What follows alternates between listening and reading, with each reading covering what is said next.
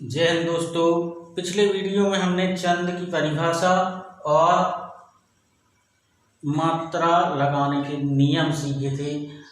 आज हम सीखते हैं गण का स्वरूप, गण किसे कहते हैं और गण के कितने रूप होते हैं, और यति क्या है, गति क्या है, लय क्या है और तुक क्या है, और छंद कितने प्रकार के होते हैं, इनके बारे में हम सीखते हैं आज। और सबसे पहले हम देखते हैं गण। गण आखिर होता क्या है? तो गण किसे कहते हैं? तीन वर्णों के समूह को गण कहते हैं। तीन वर्णों के समूह को गण कहते हैं। अब इनकी जो वर्ण छंदों में वर्णों की गणना की जाती है, वर्ण छंद हैं उनमें वर्णों की गणना की जाती है। उन वर्णों की लघुता और गुरुता के विचार से गणों के 8 रूप होते हैं। गणों के 8 रूप होते हैं। तो सबसे पहले हम मात्राएं देखते हैं कि लघु मात्रा और दीर्घ मात्रा को हम किस प्रकार से गिनते हैं। लघु मात्रा और दीर्घ मात्रा। तो लघु मात्रा कहलाती है छोटा स्वर। छोटा स्वर को हम इस प्रकार से प्रदर्शित करते हैं इस चिन्ह द्वारा, जी होता है एक, इसकी गणना मानी जाती है एक। और दीर्घ मात्रा जिसे हम गुरु मात्रा कहते हैं, जिसे गुरु मात्रा कहते हैं, इसकी गणना इस चिन्ह द्वारा करते हैं। इस चिन्ह का मतलब होता है 2। इसका मतलब होता है 2। तो इसका मतलब होता है इस चिन्ह का 1 और इसका होता है 2। तो गुरु मात्रा में 2 स्वर होते हैं, यानी बड़ा स्वर आता है, जिसे हम बोलते हैं दीर्घ स्वर, उसे बोलते हैं गुरु मात्रा। तो उसकी गणना हम इस चिन्ह द्वारा करते हैं। इसको अपन गिनती में बोलते हैं 2 और इसको 1 मानते हैं इस चिन्ह को। तो हम अब देखते हैं गण सीखने का एक छोटा सा सूत्र है। उस सूत्र के आधार पर हम गण सीख जाएंगे। वह सूत्र है यमाता राजभान सलगा। यमाता राजभान सलगा। अब इसको हम सीखते हैं कि इस सूत्र को हम किस प्रकार से कर सकते हैं। तो सबसे पहले हम 8 गणों के लिए क्रमांक, गण, नाम और उन मात्राओं की गणना और उदाहरण। अब इस सूत्र के आधार पर हम किस प्रकार से गण निकालते हैं। सबसे पहले हम क्रमांक 1 पहला गण हम देखते हैं। पहला इसका अक्षर लिया हमने या, तो बन गया या गण। अब हम इसी सूत्र में से इनकी गिनती करते हैं 1 2 3। तो इसका नाम बन जाएगा या माता। इसका नाम बन गया या माता। अब इसी या माता में हमें देखना है कि कौन से, कहाँ लघु स्वर है और कहाँ दीर्घ स्वर है। तो यहाँ पर लघु स्वर है, यहाँ दीर्घ स्वर है और यहाँ भी दीर्घ स्वर है। तो हम इसकी गणना करेंगे लघु स्वर में इस चिन्ह द्वारा, जिसे हम अंग्रेजी में आई बोलते हैं, और दूसरे और तीसरे पर गुरु मात्रा है तो एस अर्थात 2 2 4 और 1 5। इसमें 5 मात्रा है। पहला वर्ण लघु है, दूसरा दीर्घ है अर्थात गुरु है, दूसरा और तीसरा। अब इसका उदाहरण हम दूसरा बना के देखेंगे। जैसे हमने बनाया कहानी। कहानी में पहला लघु है, दूसरा गुरु है और तीसरा गुरु है। अब दूसरा गण लेंगे हम क्रमांक 2। दूसरा गण बनाएंगे हम। तो इस यह माता राजभान सलगा में सूत्र का दूसरा हमने वर्ण लिया मां, तो बन गया मां गण। अब इसका नाम लेंगे हम। तो इस मां से तीसरे अक्षर तक 1 2 3 यानी माता रा। इसमें माताराम है, तीनों दी गुरु मात्राएं हैं, तो हम 3 एस बना देंगे, एस एस एस, अर्थात 2 4 6, इनकी गणना हो गई 6, इसमें 6 मात्राएं हैं तो 6 बन गए। अब हम इसका उदाहरण देखेंगे। उदाहरण में मान लो हम बनाए अपने आधार पर, जिसमें ऐसा शब्द बनाए 3 वर्णों का, जिसमें पूरे में गुरु मात्रा है, जैसे बन गया वीराना, इसमें भी तीनों गुरु मात्राएं हैं। अब तीसरा गण बनाएंगे हम इसी सूत्र से, ता गण। अब इसी ता से हम 3 अक्षर तक फिर ले जाएंगे, ताराज, अर्थात पहला दीर्घ, दूसरा दीर्घ और तीसरा लघु। तो हम गिनेंगे इसको एस एस आई, अर्थात 5, 2 2 4 और 1 5। अब इसी प्रकार हम एक उदाहरण देंगे इसका, जैसे हमने दिया नाराज, नाराज, पहला लघु, पहला दीर्घ, दूसरा दीर्घ, तीसरा लघु। तो इसी के आधार पर हमें उदाहरण भी बनाना है। अब हम चौथा गण बनाएंगे, चौथा अक्षर 1 2 3 4 रा, तो बना रागण, रागण बना। अब इसका नाम इस रा से भा तक, रा जे भा, बना राजभा। अब इसमें हम देखें, पहला दीर्घ है, बीच वाला लघु है और ये दीर्घ स्वर है। तो यहां पर हम गिनती करेंगे एस एस आई एस, तो एस का मतलब होता है डबल, 2 और 2 4 और 1 5 मात्राएं हैं इसमें। तो हम इनको इसका एक उदाहरण भी बनाएंगे, जैसे साधना, पहला दीर्घ, दूसरा लघु, तीसरा दीर्घ। अब हम 5वां गण इसी सूत्र में से 1 2 3 4 5 जा आया, इसका नाम, इसका गण क्या बना, जागण। अब इसका नाम इसी से जा से जा बा न, जभान,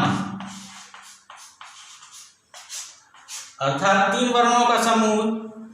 अब इसमें बीच वाला भाग गुरु मात्रा है, दीर्घ है और वे लघु है, तो आई एस आई, इनकी गिनती करेंगे 1 और 2 3 और 1 4। अब हम ऐसा एक उदाहरण बनाएंगे, उदाहरण हम अपने मन से बनाते हैं, जैसे जवान, पहला लघु, बीच वाला दीर्घ और अंतिम वाला लघु। अब हम देखेंगे 6वां गण, तो 6वां गण गिनेंगे सूत्र का 1 2 3 4 5 6 भा, तो भागण। अब इसका उदाहरण, इसका नाम इस भा से भा ना से यहां तक भानस, अर्थात पहला दीर्घ, दूसरा और तीसरा लघु, तो दीर्घ के लिए एस और लघु के लिए आई, तो 4 हो गए, 2 3 और 1 4। अब इसी प्रकार का एक उदाहरण बना दें हमने बनाया मानव, पहला दीर्घ, दूसरा और तीसरा लघु। अब हम 7वां गण बनाएंगे इसी सूत्र में से, तो 7वां अक्षर वर्ण कौन सा हो रहा है भा के बाद, ना, तो ना गण। अब इसका नाम इसी ना से ना सा ले, नसल, 3 वर्ण बन गए नसल। अब पूरे लघु हैं, तीनों लघु हैं, आई आई आई, अर्थात 3 मात्राएं। अब इसका उदाहरण बना दें हम, सरल, सा रा ले, यानी तीनों वर्णों पर कोई मात्रा, दीर्घ मात्रा नहीं है। अब 8वां गण, 8वां गण है तो सागण बन गया, सागण। इसका नाम इसी से 3 वर्ण तक सलगा, सलेगा, अर्थात पहला लघु, दूसरा लघु और तीसरा दीर्घ। तो आई आई एस, इस प्रकार से हम मात्राओं की गणना करते हैं। तो इसमें हो गई 4 मात्राएं, 2, 3 और 1, 4। अब इसका उदाहरण हम देंगे। तो हमने बनाया पहला लघु, दूसरा लघु, तीसरा दीर्घ, समता। तो ये हो गए गण, यानी इस छोटे से सूत्र के आधार पर हम गण के रूप 8 रूप बना लेंगे और उनके नाम, मात्राओं की गणना हम कर लेंगे। तो यह सूत्र है या माता राजभान सलगा। तो ये हो गए गण। अब हम इसके बाद में यति देखते हैं कि यति होती क्या है। यति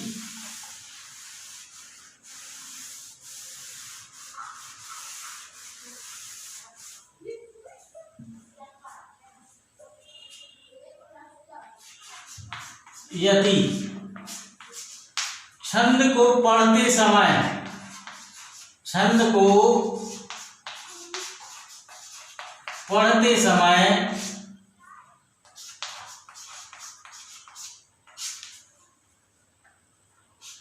जहां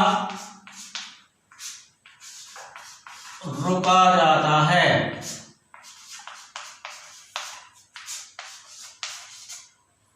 उसे यति कहते हैं।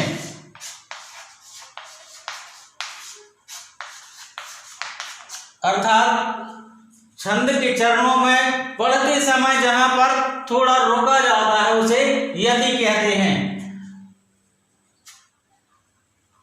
अब लय,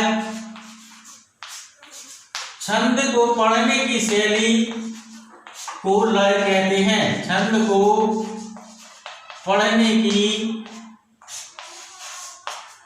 शैली को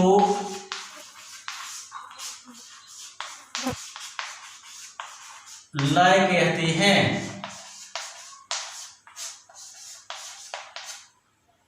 अर्थात छंद को हम सस्वर अच्छे से वाचन करते हैं तो उसे हम लय कहते हैं, यानी लय के साथ। उसकी शैली है कि छंद को पढ़ते समय पढ़ने की शैली को लय कहते हैं। अब है गति। गति का अर्थ होता है प्रवाह। गति का अर्थ होता है प्रवाह। अर्थात छंद को पढ़ते समय, छंद को पढ़ते समय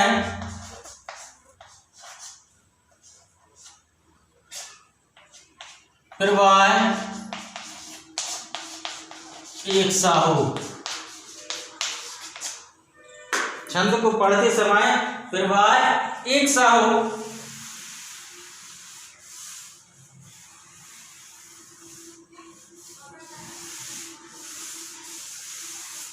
अब है तो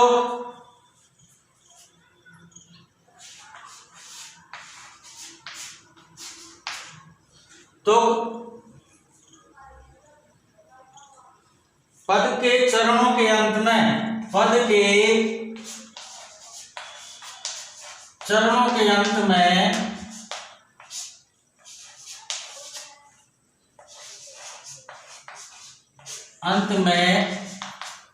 पद के चरणों के अंत में जो समान स्वर आते हैं, जो समान स्वर आते हैं, समान स्वर आते हैं, अर्थात साम्य बैठाने के लिए, साम्य बैठाने के लिए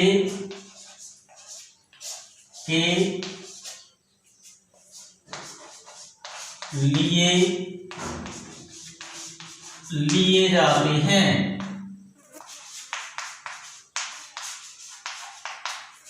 उन्हें तुक कहते हैं। पद के चरणों के अंत में जो समान स्वर आते हैं अर्थात साम्य बैठाने के लिए लिए जाते हैं उन्हें तुक कहते हैं। और साम्य का अर्थ है समानता। समानता बैठाने के लिए जो स्वर लिए जाते हैं समान, उन्हें तुक कहते हैं। अब हम छंद के प्रकार देखते हैं।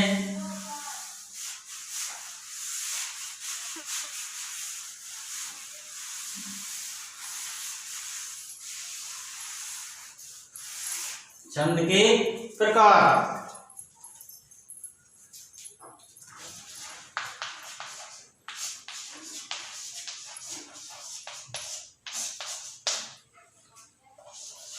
छंद दो प्रकार के होते हैं। छंद दो प्रकार के होते हैं। नंबर 1 वर्णित छंद।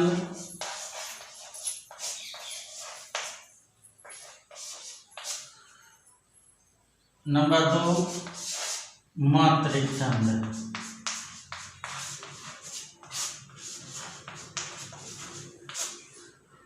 अब वर्णित छंद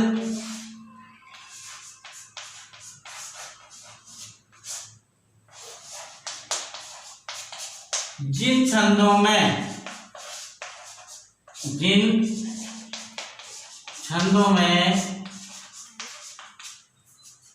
वर्णों की गणना की जाती है, वर्णों की गणना की जाती है, उन्हें वर्णित छंद कहते हैं।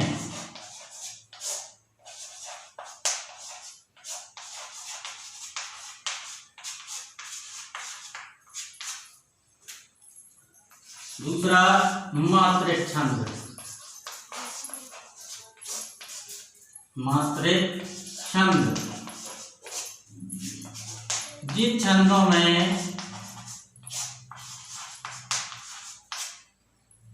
छंदों में मात्राओं की गणना की जाती है, मात्राओं की गणना की जाती है,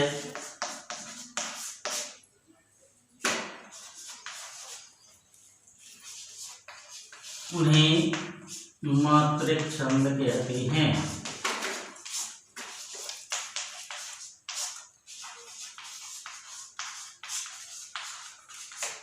अब वर्णन छंद जैसे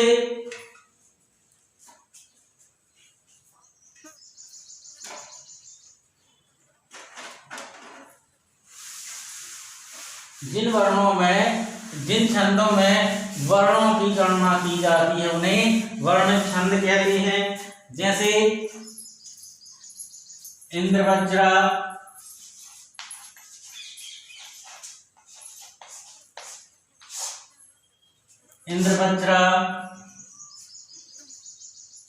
मालिनी,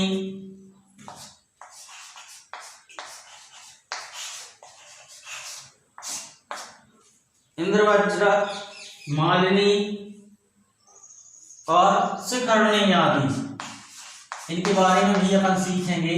शिखरणी आदि ये है वर्णित छंद। इनकी गणना वर्णों के आधार पर की जाती है। और दोहा छंद, चौपाई छंद, दोहा छंद, चौपाई छंद, रूला सोरठा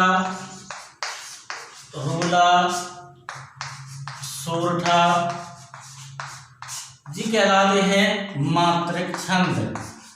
अब इनमें मात्रिक और सममात्रिक की होती है, सममात्रिक और विषम मात्रिक। ये हो गए मात्रिक छंद, दोहा छंद, चौपाई छंद, रोला, सोरठा। तो इस वीडियो में हमने सीखा, अगले वीडियो में हम सीखेंगे दोहा छंद, चौपाई छंद क्या है, यानी मात्रिक छंद के बारे में हम सीखेंगे। यदि यह वीडियो आपको पसंद आया हो तो लाइक करें, शेयर करें और चैनल को सब्सक्राइब करना ना भूलें। जय हिंद दोस्तों, धन्यवाद।